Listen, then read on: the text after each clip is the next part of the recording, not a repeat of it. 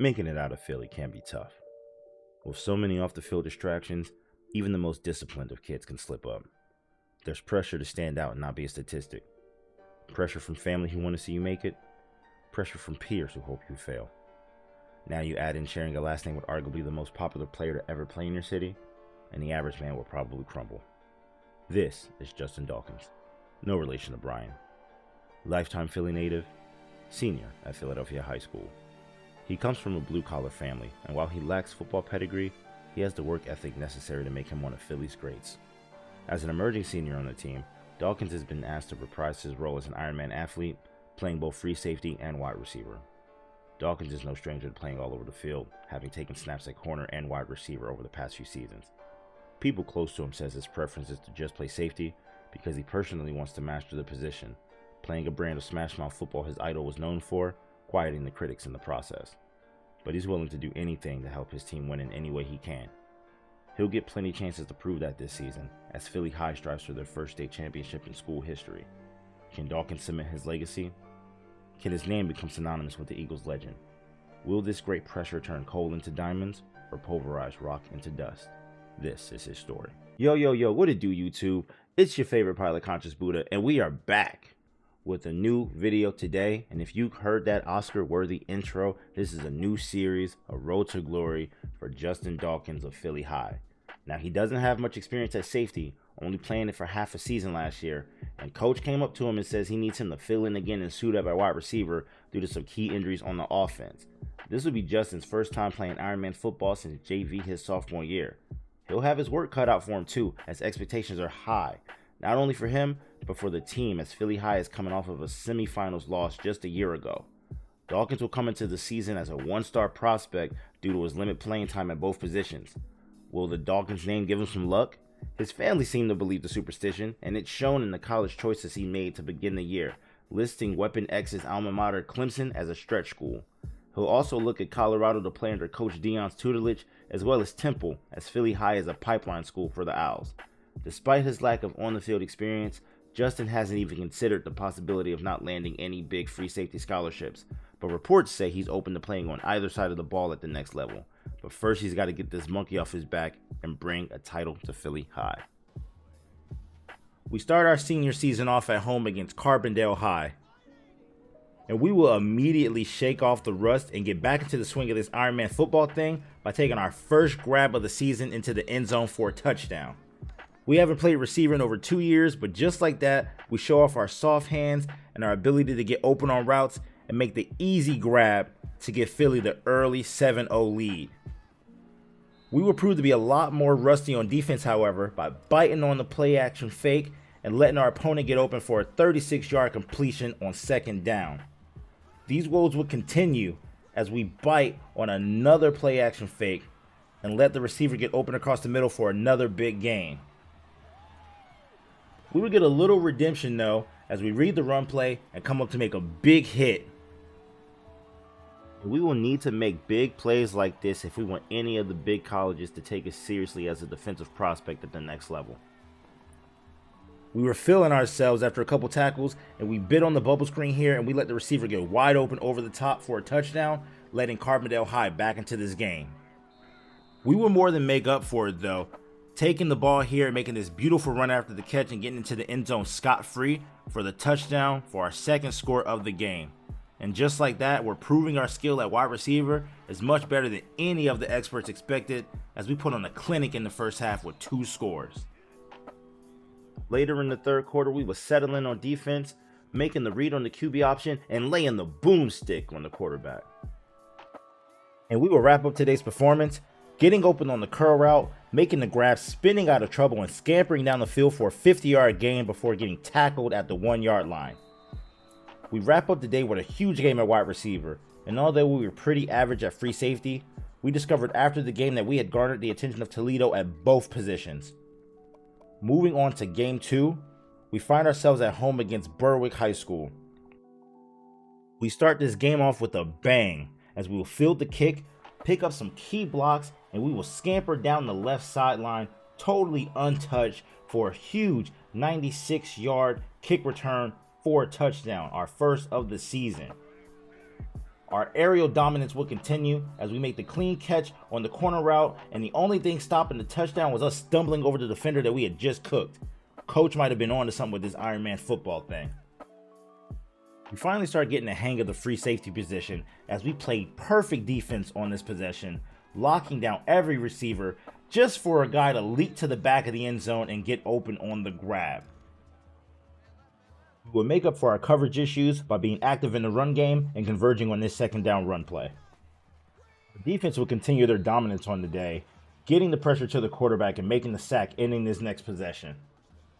And with the game already out of reach, we will field the punt here late in the fourth quarter, and we will find space down the right sideline, and we will pick up a huge gain, almost getting it to the end zone. We'd wrap up another big day at wide receiver and another subpar day at free safety. But despite that, we would pick up the attention of the Ohio Bobcats at free safety and the Buffalo Bulls at wide receiver. Going into our third game, we know we need to be aggressive on defense as we run up and help out on the sack here on second down. The very next play, we read the crossing route perfectly, but we don't get there in enough time to break up the pass, letting up the first down. We remain aggressive on first and goal as we read the run play and come up with a big tackle for a loss. Down by 2 scores, we know our team needs us to make a play, and we get open here for the touchdown to make it a 7-point game. We begin the third quarter down by 3, and we know we need a big-time play to change the tide here, and we will field the kickoff and take it down the left sideline, untouched, all the way to the end zone, avoiding this last tackler for the 94-yard kick return touchdown. And we are proving that we are just as dangerous returning the ball as we are receiving it. Late in the fourth quarter, we want to keep up the pressure as we make a big hit on the tight end near the first down marker.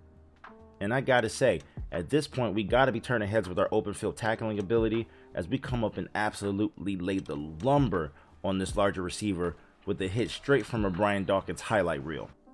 We continue to showcase our skill by popping the slot receiver coming across the middle. No easy yards. We'd wrap up our biggest day yet at safety, and in the process, we would grab the attention of Cincinnati at both free safety and wide receiver. Coming into the fourth game, we want to leave our mark on the game early, getting open on this post route, breaking a tackle, and getting all the way down to the 1-yard line for a 44-yard gain. We were on the same page with quarterback Steve Merker all night as he finds us on the slant, and we break open to the open field for a 37-yard pickup. Our defense didn't make us work hard at all as they were there to break up pass lanes all day, forcing turnovers like this one and giving us a ton of opportunities to score on offense. And score we would as Steve Merker finds us on the slant route for the easy 8-yard touchdown grab. The rest of the game will be a party in the backfield for our defense as we pick up a sack and on the very next play, a tackle for a loss on the running back to snuff out any comeback attempt. And these numbers are looking gaudy as we put up one of our best receiving totals of the season. It's looking like we'll be suiting up at wideout at the next level as we only get 2 tackles at free safety. But our play must have been enough as we grab the attention of Temple University, the first school from our college list. Nearing the halfway point, we realized we got to start making some big plays at safety if we're going to get any serious offers. Meadville comes out in 3rd and 4, and even though we're playing perfect defense here, our cornerback gets caught out of position and lets up the corner route, and that goes for a touchdown, and Meadville goes up by 7. They will come out and abuse that corner route again, catching our linebacker out of position, and we are livid. We are livid that our defense is giving up this many plays. But we will get it back here, 1st and 10, as they go for that out route again, and this time our nickel corner makes the interception and gets a big return, giving us an opportunity to get right back in this ball game. And we will do just that as we come in motion on the bubble screen, make the catch, and follow our blockers all the way into the end zone for 6. We'd finally get a chance to leave our mark on this game late in the second quarter as we read this run play perfectly, but a late block pushes us out of the play and we give up the first down. Getting frustrated, we get another chance later in the drive and we read it perfectly, but another late block pushes out the play and we give up yet another first down. This time around, we hit the hole too high and we get punched in the face, letting up another first down. Our defense will hold it down though, getting the big sack here, giving us the opportunity to get right back into the game. Early in the fourth, we'd finally get on the board with our first tackle with a big hit on the receiver coming across the middle. And up by 7, they will get greedy and go for it here, and we will make the biggest play of the season by getting the interception on the out route. And this is just instinct right here. Killer instinct, as they hit us with the same out route they've been hitting us with all game, but we make the read and we get the interception for our first for the season. And we'd be feeling ourselves here on 2nd and 8, roaming the deep hash, and we almost come up with our second interception of the game. And with Meadville playing for overtime, we would come and make the big tackle for a loss to send the game into extra minutes. After scoring first and stopping them on 4th down, we will pick up the victory and our closest win of the season, and it was all sparked by this play right here, big time interception to get us back in the game. And we are finally getting some respect on our names at free safety as we move to a 2-star caliber recruit, as the scholarships pour in for wide receiver, and we get our first top 25 school looking at us at free safety. Sitting at 5-0, we go on the road against 0-5 Drexel Hill and what should be an easy victory, but we know it starts with us in the deep third, roaming around at safety, and we come up and make a big hit on the quarterback scrambling out of the pocket. And you can just tell that we're getting more comfortable back there roaming that deep third as we float around, follow the crossing route across the middle, and come up and hit the scrambling QB. Our good fortunes would continue as we see the quarterback drop back, scramble out of the pocket, and get caught on his lineman, giving us enough time to come across the field and decleat him with the big sack, our first of the season. But the good times wouldn't end there. Fielding the plane at the 19, we take it to the right sideline, outrunning some of the defenders, bobbing weaving past a couple more as we make our way all the way down inside the 20 for a 64-yard return. We'd be able to heat it up on offense too, as the play action pass by Steve Merka finds us in the end zone as we sky up over 2 defenders for the touchdown. Looking to put this game away early, we will come out on 1st down, run a quick out route, make the grab, make a man miss, break a tackle, get upfield, but then get stripped inside the 5, turn the ball over, giving Drexel Hill a chance to get back into the game. But we will crush those hopes quickly with a big hit on 3rd and 2 to bring up 4th down. And proving to be the X factor that we've been proven to be all season, we will field the punt, bob and weave, make some men miss, and get down inside the 30 for a 25-yard gain. Finally feeling like we got our mojo back on defense, we will come up and decleat the running back for a 3-yard tackle for loss. And it's really looking scary out here as we will come up with another drive-ending tackle on the running back once again, and we're really feeling it now.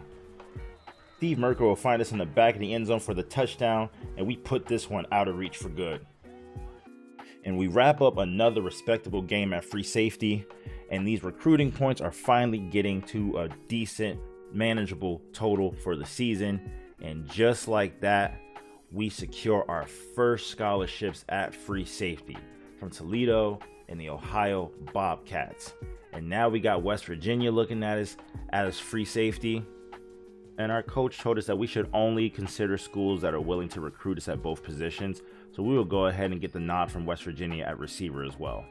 Sitting at 6-0, we host Horsham High School. And we know we got to come out here and put on a big show for the fans. And we get right to work. Coming down here, 2nd and goal, and we will get the touchdown grab off the play action, our second score of the first quarter. We'd come out and immediately get our hands dirty on defense, tracking down the running back and tackling for a big loss. And showing why the scouts love us so much as an Ironman athlete, we come out on the next offensive possession on 4th and 3, get open down the field, make a man miss, and scoot all the way inside the 5-yard line. We continue to make plays on defense, including this big tackle to bring up 4th down, as well as this tackle that prevents the potential touchdown in this QB run late in the 3rd quarter. But honestly, it was the defense that made our job super easy today with plays like this, bringing up big drive-ending sacks. And while we had a pretty pedestrian day at free safety, we put up yet another ridiculous stat line at wide receiver, moving to a 4-star recruit. And just like that, Cincinnati and Temple give us scholarships at free safety, and Ohio State, Michigan, and West Virginia finally give us the nod at wide receiver. We will move into this next game against Penn Hills High at 7-0, making slight work of this schedule, looking to finish off the year strong. And we will make good on that goal right away, filling the gap and forcing the fumble on the running back Johnson. And those comparisons are starting to make a lot more sense now, as we have come into our own in this defense, making the big play, forcing the fumble, sticking it to the running back. And that wouldn't be all, as we come right back out on the next drive, filling the box, reading the sweep play, and we will force yet another fumble, and this time it will be returned for a touchdown. The big hits will continue as we come out on 2nd and 7, read the read option, and we pummel Justin Jones, bringing up 3rd down. We find ourselves down in this game, but we get a big play from our strong safety, getting the interception, breaking a tackle, and getting a big return down the left sideline, making it all the way inside the 5, setting up another score. Back on top, and Justin Jones is looking for his guy, and he is leveled. We make the big play, and each day we are looking more and more like a prime time safety. We'll get rewarded for this by beating our matchup off the line and getting into the end zone for another touchdown. At 8-0, with 1 game left in the regular season, we put on our best performance at safety, getting 10 tackles, 3 tackles for loss, and 2 forced fumbles, and yet another solid output at wide receiver. And it is looking more and more like a possibility that we will be able to play free safety at the next level as we get the scholarship from Coach Prime. And we will also finally get the attention of Weapon X's alma mater, Clemson, as well as Notre Dame and Wake Forest. And as a 3-star prospect, it's looking like a high possibility that we can play defense in college. We come in at home against Springfield High, and we look to make a splash early with a big hit on the running back, Mark Roberts. Coming up, we read the counter play, and we're in there for another big tackle on Mark Roberts after a 3-yard gain. They go for it on 4th and 3, and yet again, we're there for the stop, this time behind the line, forcing a turnover on downs. This team wouldn't quit though, as they read the corner route perfectly and get the interception late in the 2nd quarter to try and get back in this game. And Greg Bennett does just that for Springfield, finding a gap and getting wide open in the back of the end zone for the easy touchdown grab. But as the leader on this team, we weren't going to stand for that, as we find a seam on 3rd and 11, break 2 tackles, and we will run all the way down the sideline untouched, diving in for the touchdown to extend our lead. Showing up, making big plays, and we would continue on the defensive side of the ball, reading the QB run and coming in and popping them. And our stock at free safety is rising and rising. We are ever closer to realizing our dream of being able to play free safety at the next level as we make the big stuff there. And there's no doubt in my mind that the big-time college programs are taking notice to what's going on here in Philly and our defensive play and how we've helped lead our team to this point, undefeated so far this season. But it's not just safety they have to look out for, because we have quietly become one of the top receivers in the entire nation because of plays like this. Back of the end zone, toe tap, and it's easy, and our receiving numbers this year are gaudy. They are gaudy. And just like that, we'll wrap up an undefeated season, going a perfect 9-0. And it turns out Coach's Iron Man experiment would pan out better than expected, as it's turned us into a highly sought after prospect. We came into the year as nothing more than a utility player at a small inner city school. Now we're grabbing the attention of some of the biggest schools in the nation. And the question has to be asked, where will we play our college ball? Will we stay local and play at Temple and continue building our legacy as a hometown hero? Will we go to Boulder and study under Coach Dion? Will we seek out that Clemson scholarship to continue following in Brian Dawkins' footsteps? Will we even play safety? Does receiver give us our best chance of potentially going pro? Will we even be satisfied as stepping away from defense in favor of offense? All of these questions will have to wait to be answered as Philly charges into the playoffs as the #1 seed, looking to finally get that elusive championship. We come out on the first play of the game, lined up in the slot.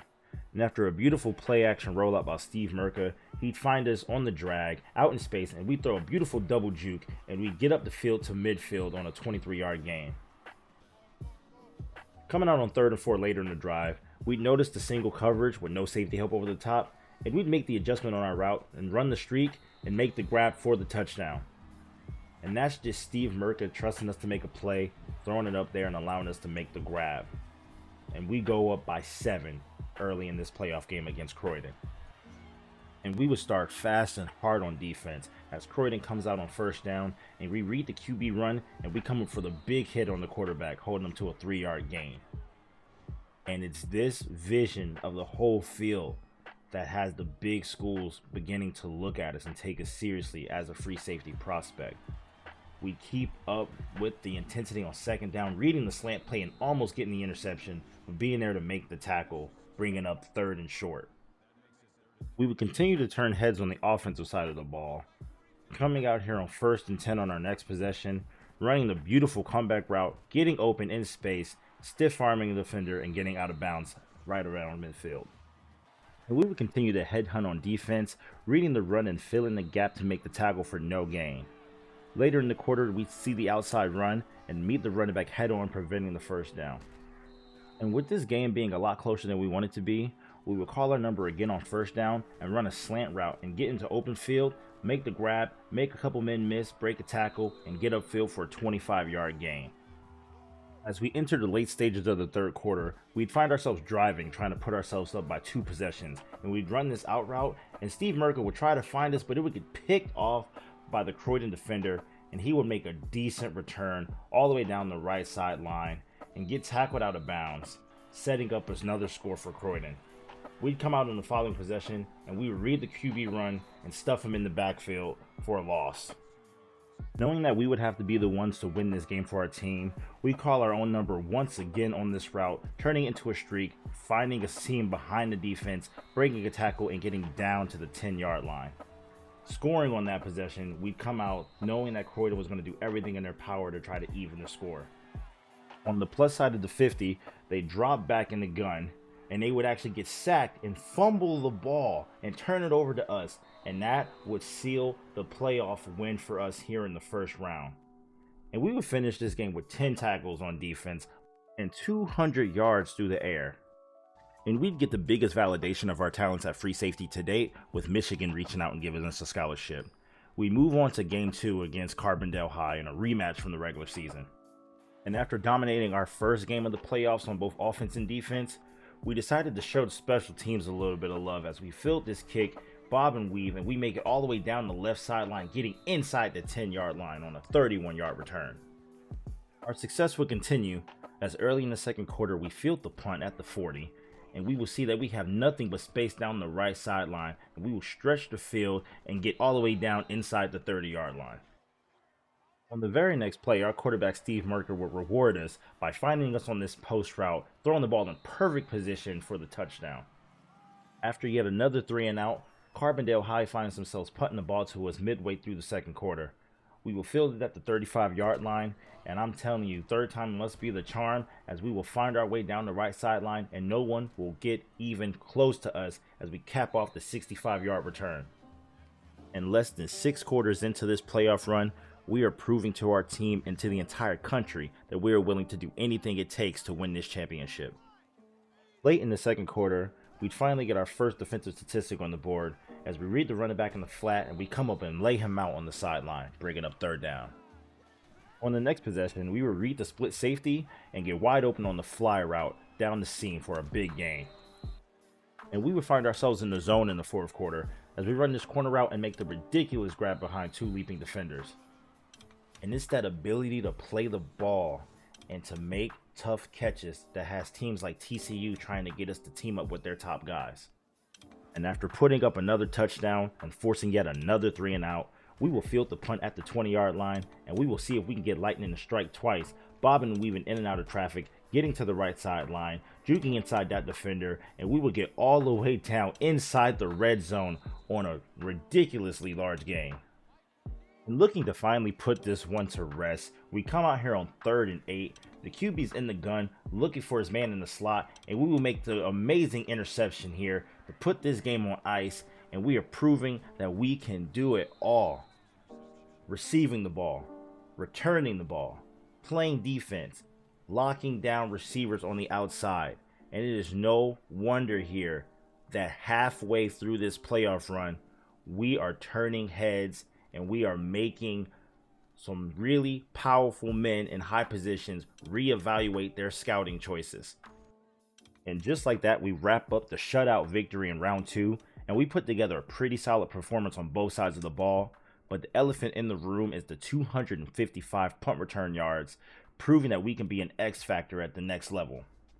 And in the largest validation to date, we get Ohio State and Brian Dawkins' alma mater, Clemson, to give us a scholarship at free safety. And this opens so many avenues for us, because just a year ago, we did not see ourselves getting any looks from these types of schools, as these 3 SEC schools also added us to their interest list. On the heels of 2 huge playoff performances, where we showed off our ability at wide receiver, free safety, and as a returnman, we enter round 3 against Horsham High and yet another rematch from the regular season. And we know that we only have 2 chances left to prove to the college football world that we can be a defensive leader at the next level. But at the same time, we are only 2 games away from cementing our legacy as a Philadelphia high school great and bringing home that elusive state championship. And we'll get to the action right away, as on 2nd and 10, we run the slant route, and we'll sneak behind the defender here, and we will throw the stiff arm and waltz right into the end zone for the touchdown. And this game will be way out of hand before we finally get our first defensive stack on the board, but we read the QB run, and we come up and pop Vinny right. And it's plays like this. Justin Dawkins has been getting so good all season at stepping into the box and making big hits on ball carriers. That will be evident here, as on 1st and 10, he steps into the box and he gets the sack on the quarterback for a 1-yard loss. All the foundations we've been building on in the regular season are culminating in big success for us in the postseason as we make play after play for our team. We clinch a championship game berth with our 2nd straight shutout of the postseason on the backs of yet another 200-yard receiving performance from us. At this point, we can be the go-to guy in any offense in the country, with some scouts calling us the next Anquan Bolden.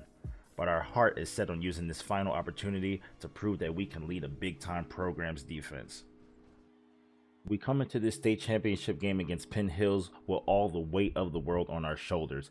We know that this is our last chance to prove to the college football world that we can be the guy at the next level. We got so many people pulling us in different directions, friends and family wanting us to play receiver, teammates, coaches, but we know in our hearts of hearts that we want to finish our story and we want to play defensive back at the highest possible level in college football. And what better place to finish that story than right here under the bright lights at Lincoln Financial Field, where Brian Dawkins has made so many memories for the Eagles. We start off this game not even having to do much on offense, as Steve Marker finds our teammate Wynn for a 61-yard bomb to start off the scoring in this game. And I wish I could say this game would be close, but it wouldn't be, as we come out on 3rd and goal and force the quarterback to throw an interception on what would be their best scoring opportunity of the day. Steve Merkel would continue dotting receivers, and we would get a rare big run play on 1st down by our running back.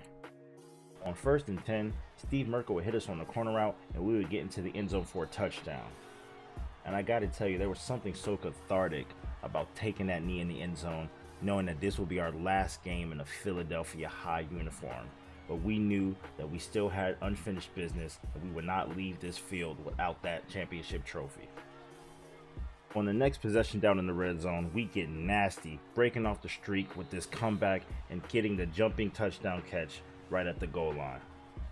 And still looking to make an impact on defense, we will come out here on 3rd and 7, and we will read this slant play perfectly and just miss making the interception.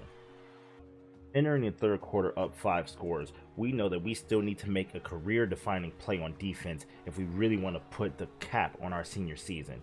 Dropping back, we will read the slant route and make the one-handed interception, and we have space, and we will take it all the way into the end zone for a touchdown. And big players come up in big moments, and we cap off our senior season making the biggest play of our career in the biggest game of our career. And we will get Philadelphia High that ever so elusive state championship. And there you have it. We cap off an undefeated regular season with a huge postseason performance by our safety Justin Dawkins, and he leads his team, Philadelphia High, to their first state championship in school history. And the questions now reemerge. Where does he go to school? As we've seen throughout the playoff run, he's had some big time schools reach out to him. Ton of SEC programs, Alabama, Missouri, Tennessee. He's also had Clemson reach out to him, as well as Michigan and Ohio State. He never thought that Clemson would ever get back to him, as it was a stretch school, but they gave him the scholarship after they saw his performances in the playoffs. He could stay here in Philly and play at Temple, but would he be selling himself short? Can he perform like this at the next level, at a high level, in a Power 5 conference? Should he still play wide receiver? He can go to TCU and team up with Quentin Johnston. He can go to Ohio State and team up with their receivers there, Marvin Harrison Jr., for example. Where will he go? What will he do? As you see him lock in 5-star caliber status at both positions. The conversation has to be had, as Justin Dawkins will lock in a total of 32 scholarships going into his decision day, with 8 of those schools recruiting him at both positions. Coming from a nobody last year, just an average utility player who played all over the field, to literally a top 10 guy on ESPN's 150, it's got to be a lot of pressure for him, and he's got a big decision to make. He'll obviously have to sit down with friends and family, coaches, pray on it, see what the best option for him is. Whatever choice he makes, he'll have the entire support of the entire college football world right behind him, because in just this short amount of time, and these 13 games he's played his senior season, he has become the darling of the college football and the sports world at large. So we will see where Justin Dawkins ends up next episode. We did it. We brought a championship to Philly High following a magical, unblemished season. Going into our senior year, the biggest question we had was what impact we could have on the field. After our postseason performance, though, there's a million more questions surrounding where we'll play and what position we'll play. But one thing is for certain, as the top prospect coming out of high school, the world is our oyster. And that world changed overnight. We became an instant internet sensation, with celebrities tweeting at us, legends trying to recruit us to play for their favorite teams, even Brian Dawkins himself getting on ESPN to give us his endorsement. We've turned into the hottest commodity in college sports, and with 32 scholarships to choose from, we knew we have our work cut out for us if we want to find the right fit. Months removed from the state championship game, with National Signing Day right around the corner, and there's not a single day that passes where we're not asked where we're playing football. But after countless campus visits, conversations with our parents and coaches, we're finally ready to make our choice. After our perfect senior season and the fanfare that followed, we became obsessed with the notion of winning, and we wanted to go to a school that gave us a chance to showcase our skills and, most of all, win. Free from the shackles of obligation, outside of the shadows of players that came before us. For that reason, this fall we'll be suiting up at free safety for the Ohio State Buckeyes. This was no easy choice, but it came down to the brand of football they play as well as their winning tradition. Can we live up to the hype and bring a title to Columbus? Or are we just the latest trend at the end of our 15 minutes of fame? It's official. We're Buckeyes now. After a solid spring camp, we earned the role of starter, but settling in on campus has been tougher than expected, as our teammates think the added media attention has inflated our actual value. They don't see us as a leader of the defense, thinking we'd have been better as a tool for the offense than CJ Stroud. Going into our season opener against Buffalo, we would have our work cut out for us, proving we belong. We would start the season off on the kick return unit, fielding the kick inside the 5-yard line, following our blocks, getting out to around the 33-yard line for a 30-yard return. And we would also get our hands dirty on the kickoff unit, running down the field, tracking the ball carrier, weaving through the blockers, and making a big hit on the return man. And it wouldn't take us long to make our first impact play on the defense this season, as on 3rd and 6, we would drop back into coverage, read the corner route, and get the interception, our first of the season. And this is what Coach Day brought us out here for, to make plays like this. We read the tight end breaking out in that corner route, and we sky up for the interception. and we're making big plays already, and we're doing our best to win over that locker room. It wouldn't be all daisies though, as on first down later in the quarter, we read the dig route, but we don't get there in time, and we let up the catch, miss the tackle, and number 17 will go all the way into the end zone for the touchdown. We make up for it though on the next drive, as we drop back in coverage on first down, and we'll read the quarterback's eyes and watch him scramble, and we'll come in and lay him out for the sack. And that play would prove to be a turning point for us, as later on in the second quarter, up by 10, we'd drop back in coverage, and the quarterback would throw an errant pass to our teammate who would get the interception and help us push our lead even further than what it already was. And now, running away with the game, we want to make one last statement play. We read the comeback route, and we break on the ball, almost getting our second interception of the game, and we would finish with 7 tackles, a sack, and an interception in our first game. We come out in week 2 against 1-0 San Diego State, and we want to make an impact early. We will read the slip screen, and we will come through like a lightning bolt and punish the running back. And these were the type of trademark plays that we made in high school that even drew the eyes of big programs like Ohio State in the first place. And we would go on to prove that we still had all the skills in the special teams unit, as we fielded this punt at the 11-yard line, and we will read our blocks, make our way towards the right sideline, cut up field, weave through traffic for a 31-yard return. And we would look to rattle the quarterback early in this game, as he would come out in 1st and 10, and we would drop back in coverage, read his eyes, read the scramble, and we would react faster than the linebacker and come up and pop him. And later in the drive on 2nd and 10, we would come off of our man coverage assignment and make the shoestring tackle on the quarterback, and we are already getting in his head in this game. And if it wasn't the QB run we were shutting down, it was the passing game, as we would come out here on 2nd and 1, knowing that they're going to pass the ball, watching the man in motion, and we would read the outside dig route and get there just in time to make the big hit and prevent any further gain. And just when the quarterback thought we forgot all about him, we'd drop back in coverage and come up and stop him once again on the QB draw. And we are running around this field today like a madman, making plays in coverage, making plays in the run game. But we would have to remind them one more time that we were not to be played with as a returnman, as we would take this kick, break it down the sideline, and we will be one defender away from breaking this for 6. And we will wrap up today's game in a major way, as we come out on 3rd and 5 late in the third. We would read the halfback draw, come up and make the big hit, and we would wrap up double-digit tackles for the first time in our career. We'd finish the game with 11 tackles, a new career high. And we would come out on our first road test against 2-0 Cal, and we know that we still have quite a ways to go before we have the locker room's trust, and we will start off big by taking this kickoff down the right sideline, getting to the 35-yard line on a 37-yard return. And we would immediately get a chance to show off our pursuit and our speed as we read the run play, attack the wrong side, but we would have to chase the running back Jaden Ott all the way down for a touchdown saving tackle. And this would be the start of a long day for Jaden Ott as we come up and lay the big hit on him, holding him to a 3-yard gain. Our teammates would look to get on the action, as on 1st and 10, number 26 would get the interception, and he would run it all the way back into the end zone for a touchdown, further extending our lead. On the ensuing kickoff, we would dart down the field, and we swear we love that our coach put us on this unit, as we will weave through the defenders and we will make the big tackle on number 11. And like a man possessed, we'd read the slip screen and we'd come up and pop Jaden Ott for a 4-yard loss.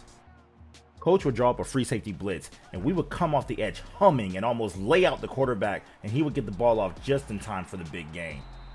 And we'd take out the frustration of that missed play later in the quarter, as we will read the power play and lay Jaden Ott out at the first down marker. And he's got to be getting tired of us at this point, as we will read the run play and come up and make another hit on him, holding him to a 3-yard gain. And down 14 early in the fourth, Kyle would look to mix things up with a screenplay, and we would read it perfectly, making the big hit. Following an Ohio State score and only ensuing kickoff, we would make the biggest play of our collegiate careers, laying out number 11, forcing the fumble, and getting the recovery. And this is why we love playing on this unit. We're able to play lights out football, making the big play here and putting this game away. Up 41-17 with 1:51 left, we'd drop back in coverage, and number 12 would actually ice the game, getting the interception on the sideline, putting the cap on our biggest game yet. We'd finish with 15 tackles, 2 tackles for a loss, a forced fumble, and a fumble recovery, locking up our first collegiate Defensive Player of the Week award.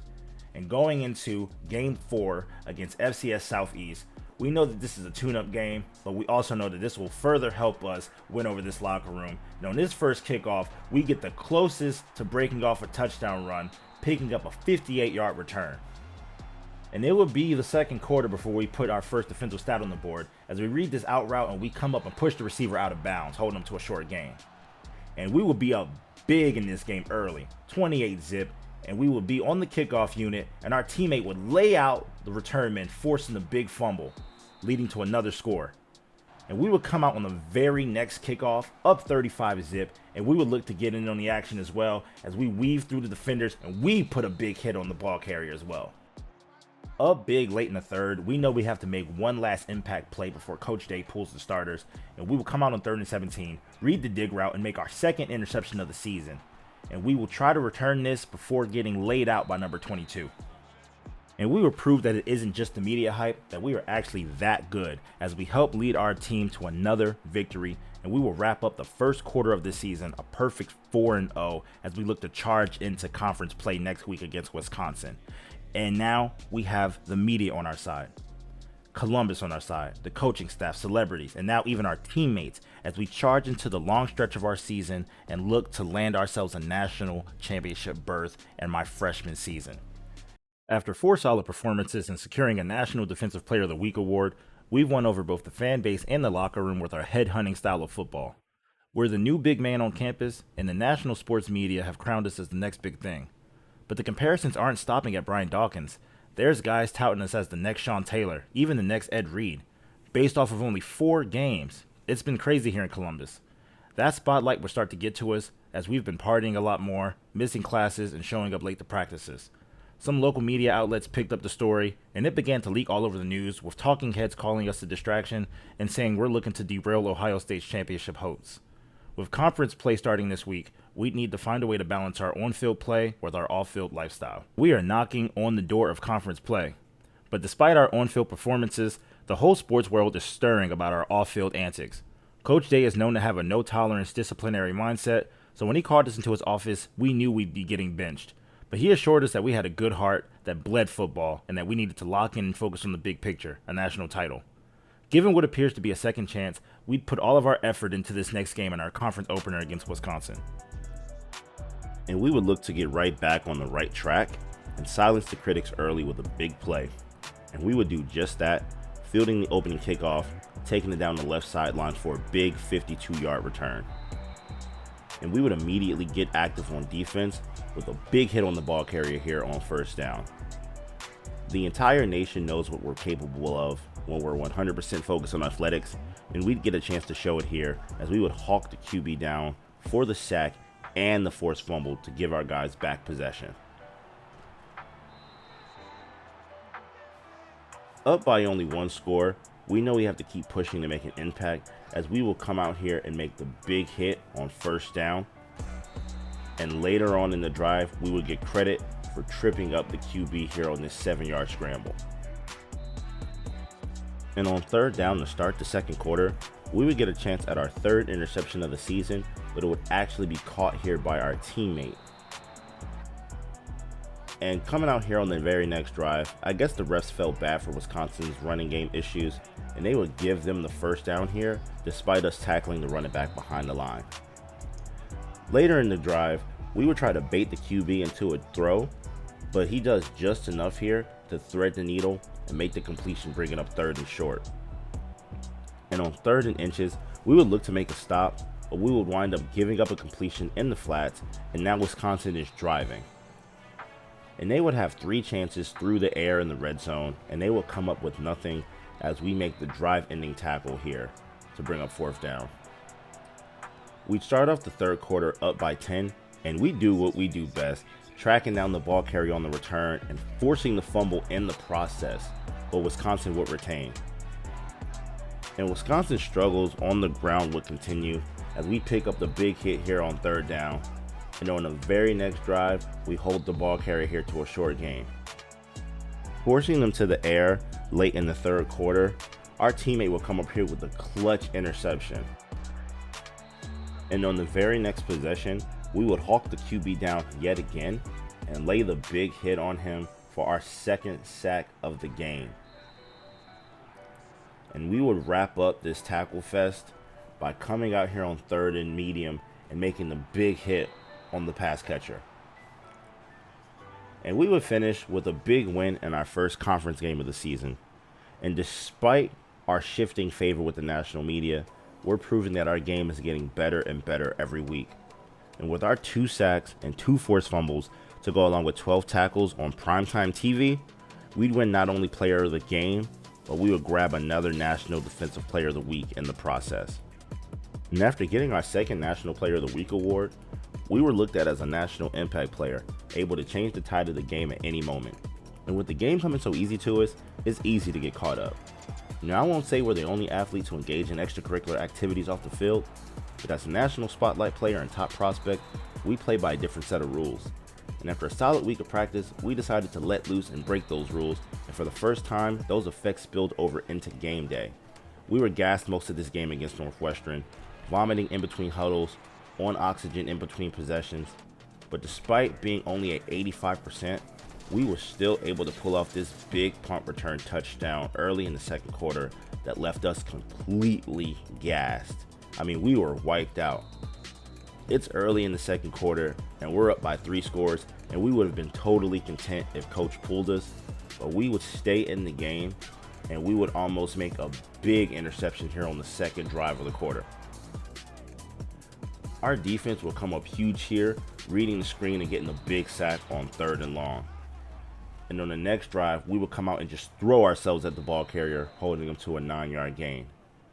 And after getting some of our wind back, we would field this kick, make a couple defenders miss before getting pushed out inside the 15-yard line.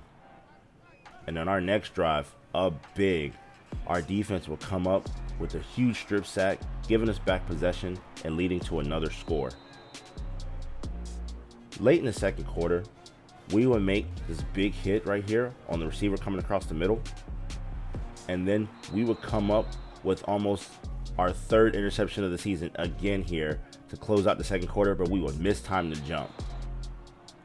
Now, coming out in the second half, we were a bit rejuvenated, and we'd show it here, throwing the double move and getting the nice return here out to the 40-yard line.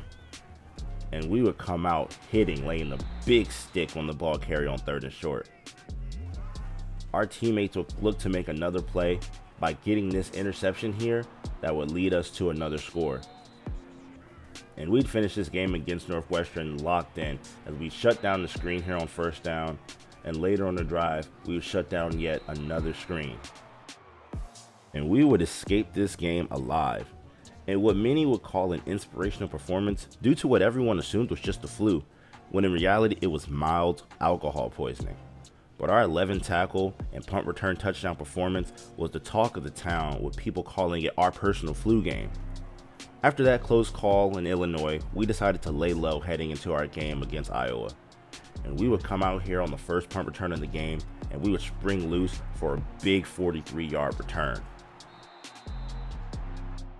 Having the spotlight on us so heavily has been weird, as we're having to watch our back harder than ever before, with people hoping we stumble at each turn. It's not fun playing with this big of a target on our backs.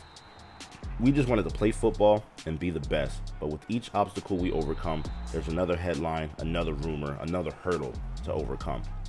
We went all but straight edge after that Northwestern game, having had the bye week to remember our purpose and where we came from.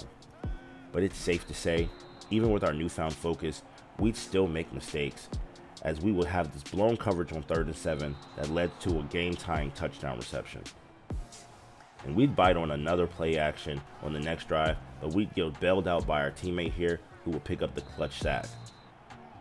We'd need to focus if we wanted to get this dub, and we'd do just that as we laid the big hit on the receiver. We'd come out the following drive and make the big hit on the QB option, and our teammate would follow it up with a sack on the very next play to end the drive.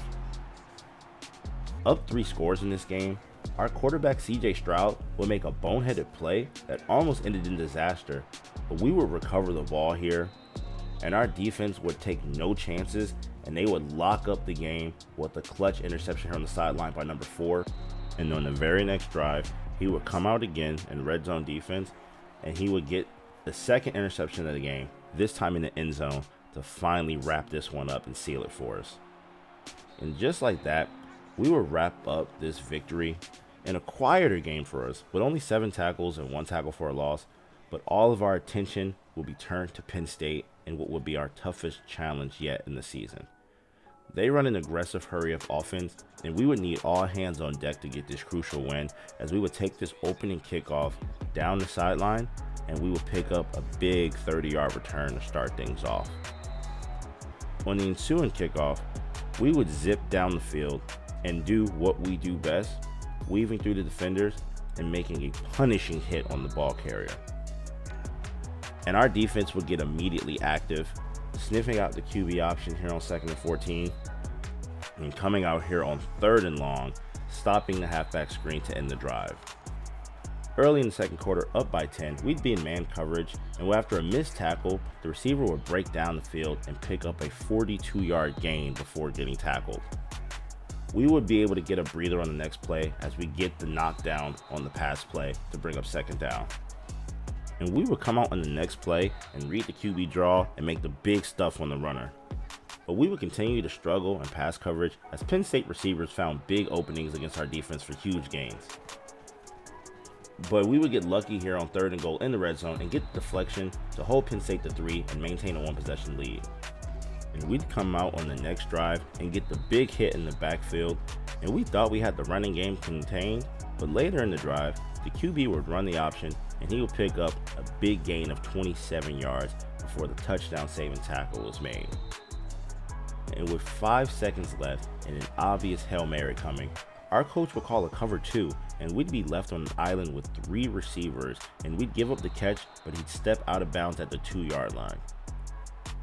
And Penn State would look to continue their ground dominance here in the 3rd quarter, as the running back would bounce out and pick up a big gain to start things off.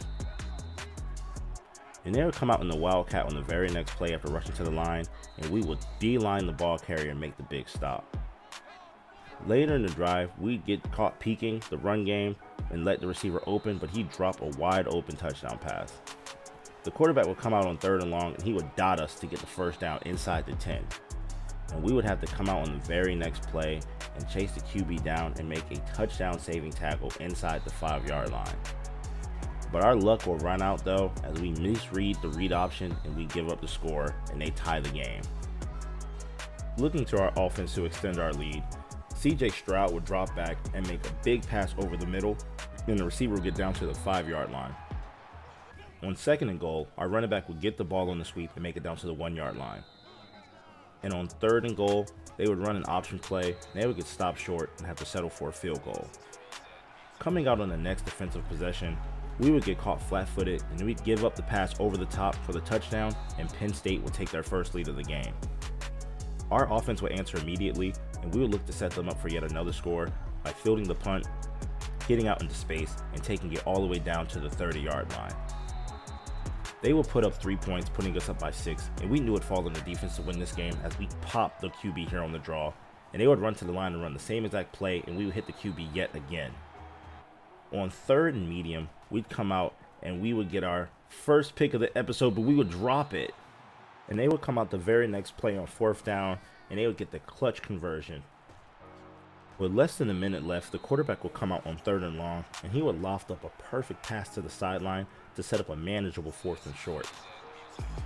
And they would rush to the line, and we'd get caught changing our play, but we would make the clutch stop to wrap up the victory at home. We would finish up a perfect 4-0 in the first half of our conference play, and we would finish this game with 11 tackles. And although our overall favorability has dropped, our star power can't be denied, and our performance has us sitting at a perfect 8-0 with 4 conference games left to go on the schedule, including the biggest rivalry game in all of college sports. With so much on the line, and after countless close calls, including that fiasco at Northwestern, we decided to lay low in the extracurriculars and focus on the task at hand, a national title. But rumor has it that Coach Day knows about us playing through that Northwestern game with alcohol poisoning, and we just got a message from him saying that he wants to talk to us next week. This can't be good. After weeks of headlines and off-field distractions, the prospect of another sit-down meeting with the coach has us extremely nervous. We're in the final 4 weeks of what's been a special season, and despite our, I guess some would call, overinflated ego, we still came here to win football games and prove our doubters wrong. With us losing favor with the national media over the past few weeks because of our antics, we can't afford the media fallout that would occur if coach benches us. Time will tell the impact of our decisions. We got the call, and we went to his office to sit down with him, and we were expecting to get benched, but he actually told us that we were a finalist for 4 different postseason awards. I mean, we were shocked. We knew we had been playing well, but we never imagined making this big of an impact this early on, especially on the national level. Coach Day told us not to focus on the awards and to just show up ready to win, but suiting up for our game against Purdue, we couldn't help but think about how insane it would be to win all those awards, and we don't know if it was realizing that our play has been finally validated by the media or just a confidence boost by having Coach sound so excited to share this news with us, but we would enter this game on a tear. And we would come out on the first quarter kickoff, and we would light up the returner. And later in the quarter, we would read the out route perfectly and come up and lay the stick on the receiver, forcing the fumble. And we're playing at such a higher level now, getting another chance to prove why we're here and playing distraction-free football for the first time in a long time. Even with all eyes on us, we finally feel back in our element, making the plays that got us the scholarship and all the accolades we received. And on this third down play, we'd showcase why we deserved those accolades, coming out in man coverage, and we would read this crossing route perfectly and make the interception. And we'd take it up the sideline, and we would throw this smooth double move on the QB, taking it all the way back for a touchdown for the first pick 6 of our collegiate career.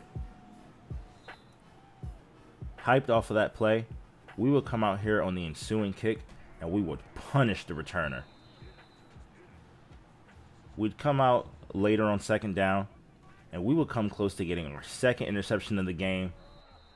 And later on, we would get the solid pass breakup here on the receiver coming out of the backfield. And we would finish out this game coming out on 2nd and 10, and we would read another crossing route perfectly and come up and make the big hit on the receiver coming across the middle. And our team would win big on the backs of great safety play by us, proving that not only do we deserve those award nominations, but that we could come up in the clutch with a great performance to remove any doubt. And with 3 games left in the regular season, we knew that we'd need more performances like this, not only to clean house at the award ceremony, but to also wrap up an undefeated season and lock in our number 1 seed heading into the playoffs. And we would carry that mindset into our next game against Illinois, and we would come out on the first play looking to make a big statement. And a big statement we would make as we field the kickoff, take it up the left sideline, and we just outrun all the defenders, avoiding these last couple of tacklers here, and we would take it all the way back to the house for a 104-yard kick return, our first of the season. And our teammates would be hyping us up here, and we would ride that energy onto the defense as we come up here and make the huge tackle for a loss on 1st and 10. We'd come up later in the quarter, and we'd get the easy tackle here on the crossing receiver, holding him to a minimal gain. And our momentum would slow a bit, and we'd let Illinois back in the game, and they'd take the lead with this amazing diving grab by the receiver. And we knew we'd have to answer, and we would do just that, taking the ensuing kickoff, finding a seam, and breaking it loose up the middle for a 94-yard kick return, our second of the game.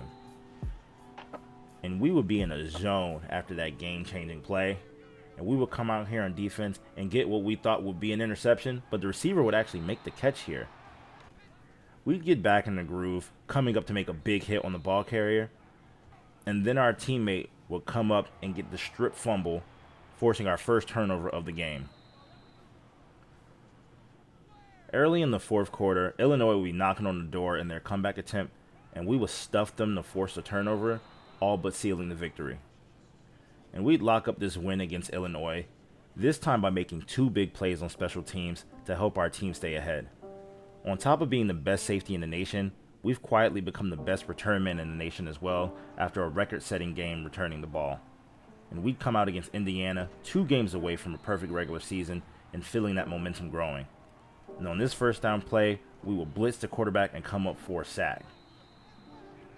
And on 3rd and long, we'd come out and we'd read the screen perfectly and come up for a tackle for a loss.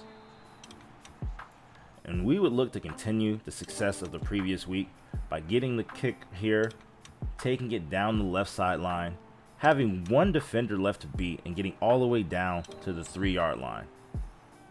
And our offense would only come up with 3 somehow, and we would take out that frustration on the crossing receiver. And later on in the game, we would absolutely hawk this passing lane for the interception, and we'd score our second pick 6 of the season. And I mean, we read this passing lane perfectly, making the instinctive play, coming out of our coverage, making the pick, getting the score, and extending our lead. And with 3 minutes left, we'd get one last opportunity to get a return score here. We'd bait left and go right, and we'd find space up the right sideline, but we would actually run into our teammate here before getting tackled at the 6-yard line. And we'd pick up another decisive win, and we're rolling on all cylinders as we head into the final week of play. We've been playing on another level this year, and we need that heading into the next weekend, because it's time.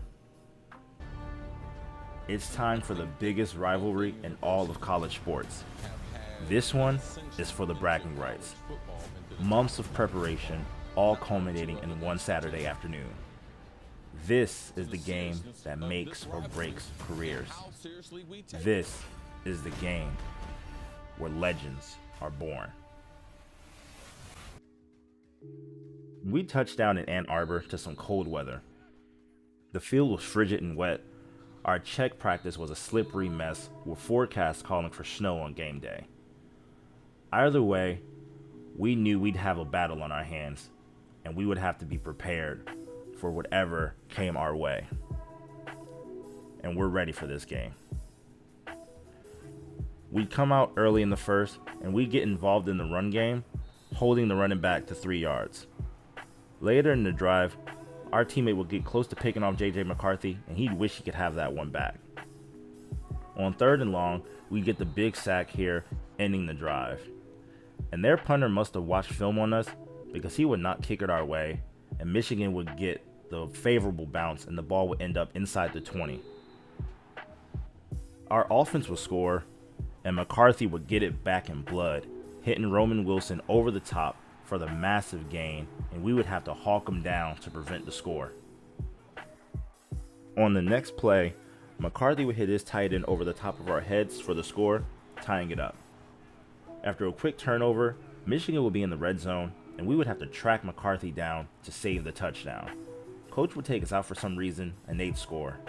And we'd come out looking to make a big play on the kickoff return, and we would break down the left sideline for a huge gain. After tying it up, we'd come out trying to bait the QB into a bad throw, and we'd give up the big gain to the receiver. And on the next play, McCarthy would find him again across the middle. Coach will pull us out again for some reason, and we'd let up another score. McCarthy has now completed 10 passes in a row, and you can make that 11 as he will find the running back coming out of the backfield on the angle route here for the first down.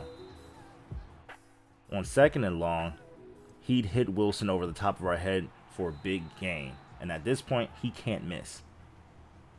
On 1st down, we would lock up all the receivers here, and we'd get the strip sack, but Michigan would actually recover. And they would rush to the line, trying to clock it and catch us out of position, and McCarthy would get greedy, and we would come up here with a big interception, hoping to give our team a chance to get back in this game late in the first half.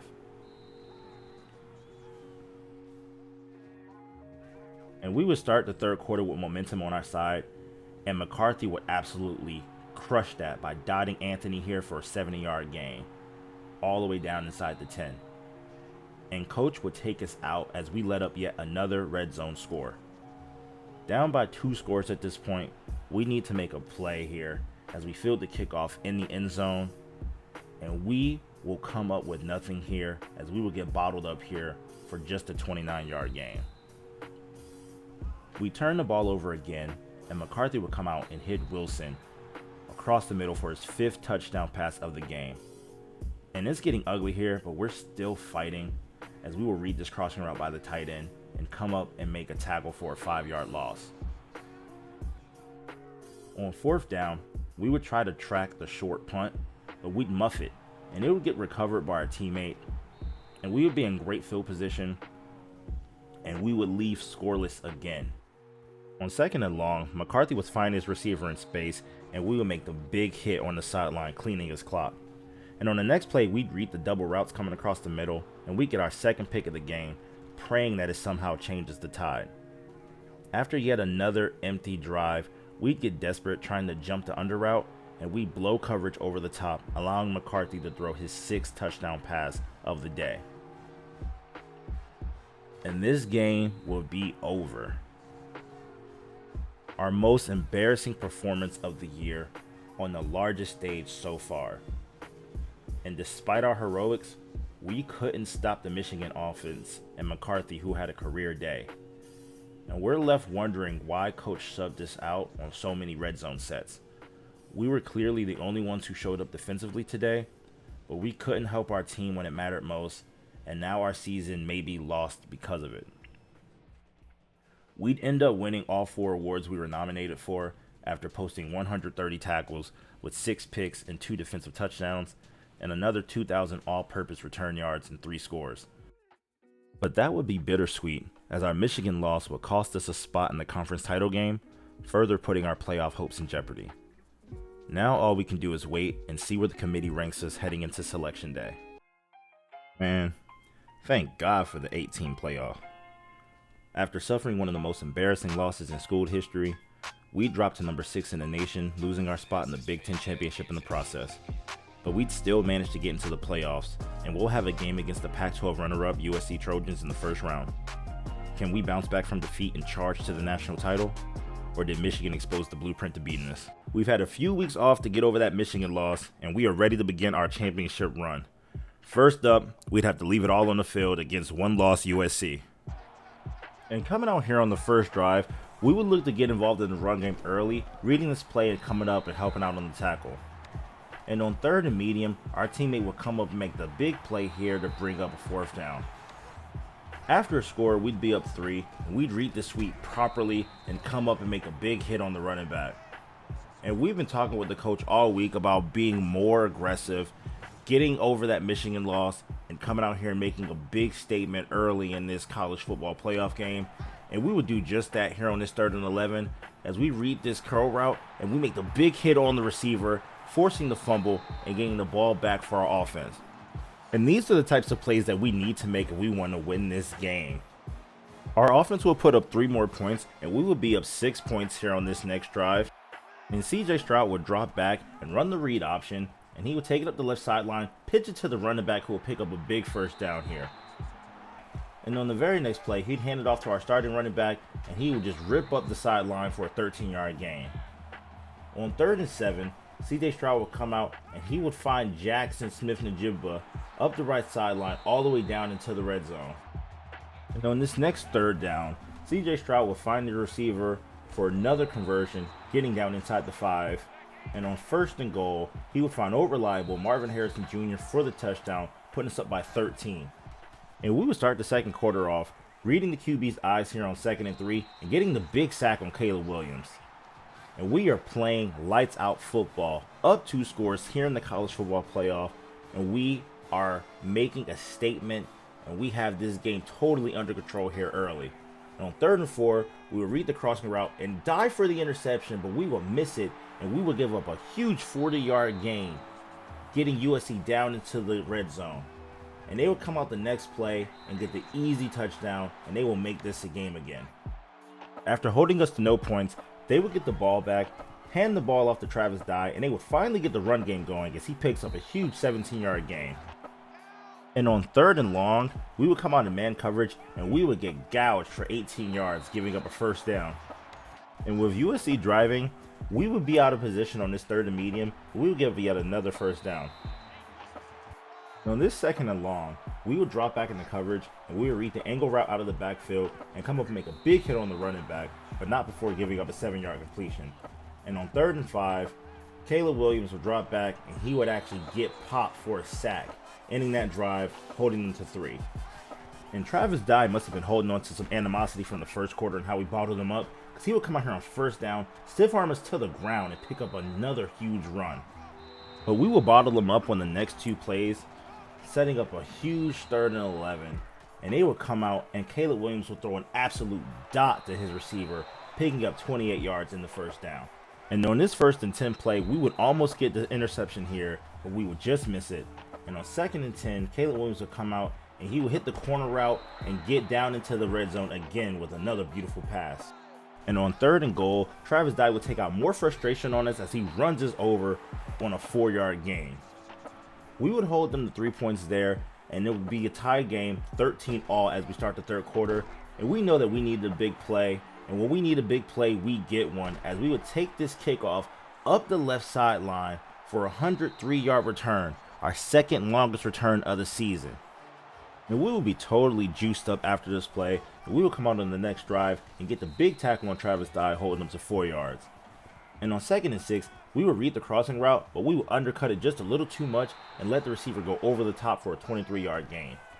And on 2nd and 9, we would read the screenplay perfectly, but a last-minute block will push us out of the play, and we would let up a big first down, letting them into the red zone once again. And on 2nd and 9, we would come out in man coverage, and Caleb Williams had been dicing us up in man coverage all day, and he would find his man, and they would walk into the end zone for an easy touchdown, tying the game up at 20-all. Our offense would get a quick score, and we would be up 27-20 late in the 3rd. We'd come out here on this first down play, and our defense would make a big tackle on Travis Dye, holding him to 3 yards. And on 2nd and 7, we would read the screenplay properly again, and we would make the big hit for a 1-yard loss on the play. However, on 3rd and long, we would get baited again, and we would undercut the route and let up another big gain over the top for a first down. They'd go on to score a touchdown, and after another field goal by us, we'd be up by 3, and we'd make the big hit on the returnman. And our defense will come out here and make 2 big plays on 1st and 2nd down, bringing up a 3rd and long. And on 3rd and long, USC would decide to run a draw play, and we would make another stop, and we would get the ball back halfway through the 4th with a chance to put this game away. And after a shank punt, our offense would find themselves in the red zone, and on 1st and 10, CJ Stroud would find our running back in the flats, and he would get popped for a 4-yard loss. And on 3rd and 11, we would need a play, but we would come out and run a draw play, setting up a field goal here late in the 4th quarter. And our kicker would come out, and he would hit this one straight down the middle to give us a 6-point lead with 3 minutes left to go in this game. And that would be too much time for Caleb Williams, as he would come out here on 1st down, find his receiver for a dive and grab. And on 2nd and 5, he would run the read option, and the entire defense would bite, and he would have a seam up the gut for a large gain. They'd quickly find themselves inside the red zone, and they would hand the ball off to Travis Dye here, who'd pick up 13 yards as he gets down to the 1-yard line. And on 1st and goal, we would come out in a blitz, but we would not get to Travis Dye in time as he crosses the plane for the game-tying touchdown. And they would come out and get the extra point try, and they would go up by 1 point. With a minute and a half left to go, they would have the ball back, and we would need to make a play if we wanted to have a chance to win this game. On 2nd and 10, we would come out and make the huge tackle for a loss, and on the very next play, our defense will come out and read the screen and get the clutch sack to end this drive, giving us a chance to get the ball back.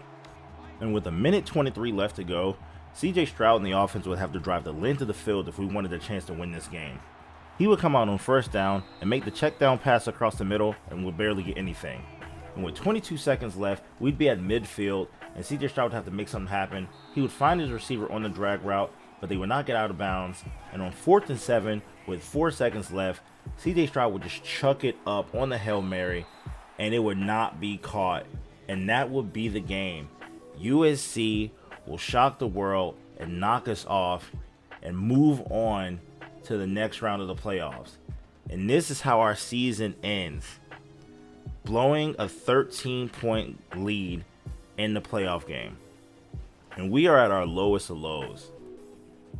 We came into the season with high hopes, with media pundits selecting us to run the table and win the championship. And we somehow finished this season on 2 straight losses. And I don't know about you, but losing a game by 1 point after being up by 2 scores hurts way more than a blowout. And we will watch USC lift that Sugar Bowl trophy, and they will go on to win the national championships at the end of the season. And I mean, it can't get any worse than this at this point.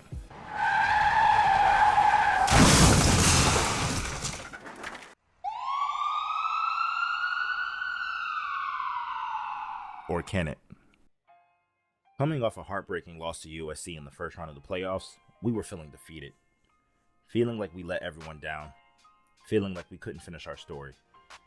It was an expectation that we'd make it to this point, and we failed. Despite that loss, a large buzz would be surrounding Ohio State, as most of our top guys were set to return, and we were even listed as a preseason Heisman candidate based on our performance. It was a foregone conclusion that we'd run it back. But tragedy would strike. Late one evening following a spring practice, we'd be involved in an accident that would tragically result in the death of 2 new recruits. It made national news. We didn't come out unscathed, as we'd break our leg in 2 places in the accident. Now, we weren't operating the vehicle at the time of the accident, but we were the ones that provided the alcohol to the late recruits. We did the honorable thing and went to Coach Day with the information, and in an attempt to get ahead of the impending media storm, he stripped us of our scholarship and cut us from the team. Now, Mom and Dad do well for themselves, but they couldn't afford the tuition, and we couldn't even show our face around campus anyways, so we would go back home to Philly and sign up for classes at the local community college. We were disgraced, broken, our names being dragged through the mud at every turn. And to make matters worse, we'd have to sit at home on the couch, leg in a cast, and watch as Ohio State cruised to a national championship without us that next season. That was our team, our fans, our title, but not anymore. Depressed and out of shape, we knew we had to get back, but nobody would have us. Too much baggage, and this recent tragedy just further confirmed all the negative things our critics have been saying about us since our freshman year. And the fact that we suffered such a serious injury, there was no guarantee that we'd even be able to play again, but we had to try. And we'd receive one shot in the form of a favor from an unlikely ally. Will we take advantage of this rare shot at redemption, or will our demons haunt us forever? Yo, what it do, YouTube? It's your favorite pilot, Conscious Buddha, and we are back with another episode of our Justin Dawkins Road to Glory. And after a year of uncertainty and speculation, we would get the call to come up and play for the Temple Owls in our hometown of Philadelphia, Pennsylvania. Now, there were still a couple more questions that need to be answered, as we would show up to camp with a knee brace on, that same leg that we broke in that horrific accident from a year prior. After a couple reps on it, we felt confident enough to take the brace off, but we still didn't know how it would affect us in our first game. Now, we didn't know if we would be able to keep up with game speed, and going into our matchup against number 5 ranked Notre Dame, we didn't have many expectations at all. We're on a new team, new defense, and the chemistry just isn't there yet.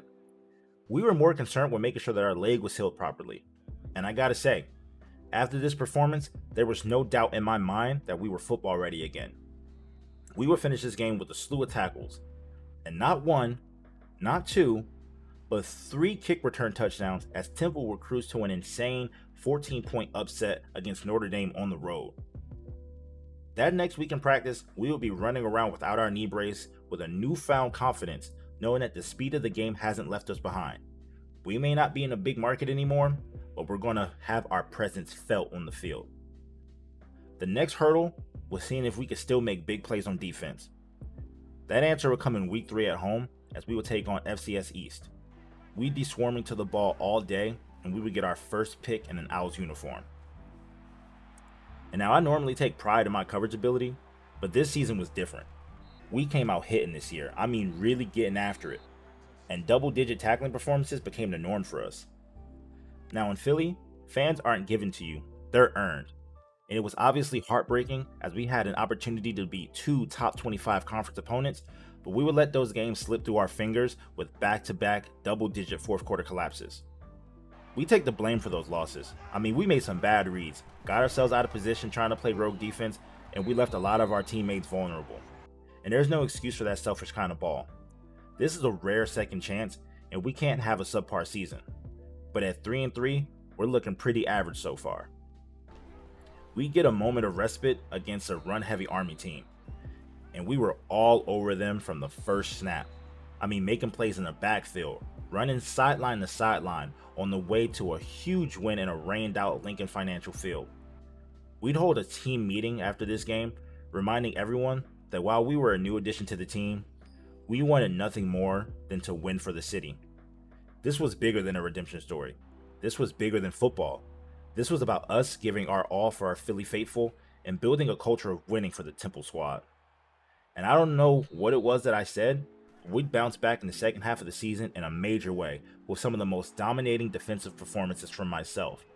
We were flying to the ball over these next couple games, shutting down the pass and the run, playing like a madman possessed, as it seemed like every play ended with the PA announcer saying our name. We had such a long time to reflect on all our decisions over the past year, all the mistakes we made, the people we disappointed, the lives that were destroyed, and that fueled us. We were playing angry, and after 3 back-to-back games with double-digit tackles, we came out and swarmed to the ball for 21 tackles against Charlotte.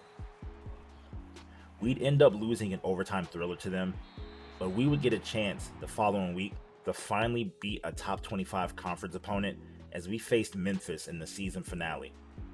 We were down 13 early, but a clutch interception off of a juggled drop would spark a comeback by our squad. We come out in the second half playing shutdown defense on the way to 24 unanswered points. And just like in the season opener and in countless games from our freshman year, a big special teams play by us will put the game away as we break off this big punt return, getting tackled at the 1-yard line, setting up the game-clinching score. We were now 8-4 after starting off 3-3, and even though we didn't win the conference, we'd be slated for bowl play against Arkansas in the Armed Forces Bowl. And it all began to hit me. Images of USC celebrating on the field. Ohio State holding up that trophy while we sat at home, broken leg. This was the biggest game of our life. I didn't care that it was a mid-card bowl game. I didn't care that it was a matchup between 2 unranked teams. This was our Super Bowl, and we'd have to put on a show to get the win. We were facing a running quarterback in this game, so I didn't expect many opportunities to come our way, so you can imagine my surprise when the ball was thrown right to us on this second quarter interception. We'd continue making big plays, following that up with a forced fumble in the third quarter, and we'd come out in the fourth quarter with a 4-point lead and all the pressure in the world to finish strong. And we'd do just that. After not kicking us the ball the entire game, the punter would make the dreadful mistake of out-kicking his coverage and giving us an open lane down the right sideline to score the game-winning punt return. And we cap off the season of redemption with a bowl victory, off of a performance that has become synonymous with us as a player. I mean, double-digit tackles, an interception, a forced fumble, and a return touchdown? That's vintage Justin Dawkins, almost mimicking our performance from our previous bowl game. We'd finished the season with a bone-shattering 162 tackles, winning the full slate of defensive awards as well as Returner of the Year.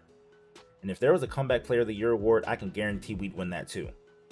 They say success is the best revenge, and after a season of defeat, we came back to a new team, new conference, new city, and performed at an unmatched level. We stayed locked in on focus academically as well, being named an Academic All-American in addition to our on-field accolades. Now, even though we were wrapping up our third year eligibility, I was just as shocked as anyone when we received an invite to the Combine. So what's next for Justin Dawkins? Time will tell. I know I won't win every fan over, but I'll spend the entirety of whatever career I end up having representing my home and my family to the best of my ability. And to those 2 players who lost their lives due to my carelessness, I promise to take care of your families as well.